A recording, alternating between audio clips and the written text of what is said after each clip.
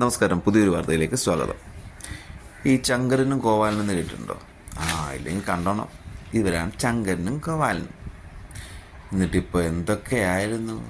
ഇപ്പം പറയുക, അയ്യോ എന്നെ ശ്രീവിരുദ്ധനാക്കാൻ നോക്കുന്നേ, അയ്യോ ഓടിയോ അയ്യോ എന്നെ രക്ഷിക്കണേന്ന്.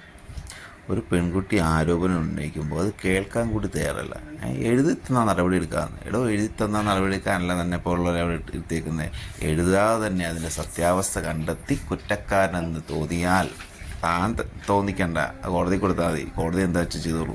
അവർക്ക് ഓപ്ഷൻ ഉണ്ടല്ലോ. അവർക്ക് മേൽക്കോടതി, കീഴ്ക്കോടതി, മേൽക്കോടതി, അങ്ങേയറ്റത്തെ കോടതി എല്ലാം ഉണ്ടല്ലോ. പിന്നെന്താണ് പ്രശ്നം? പക്ഷേ ആമ്പിള്ളേർ ഇവിടെ ഉണ്ട്. ടോവിനെ പോലെ ആഷിക പോലെയും പോലെയുള്ള ചൂടെടുക്കാൻ ആമ്പിള്ളേരുണ്ട്. മൊഴി കൊടുക്കാൻ അവർ തയ്യാറാണ്.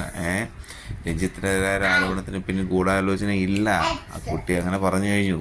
ഇനിയിപ്പം അത് പറയേണ്ട കാര്യമില്ല. എൻ്റെ വീട്ടിൽ എനിക്ക് മോളുണ്ട്, 5-6 പെമ്പിള്ളേരുണ്ട്, എന്നെ ശ്രീവിരുദ്ധനാകാൻ നോക്കുന്ന, അയ്യോ ഓടിവായി എന്ന് പറയാതെ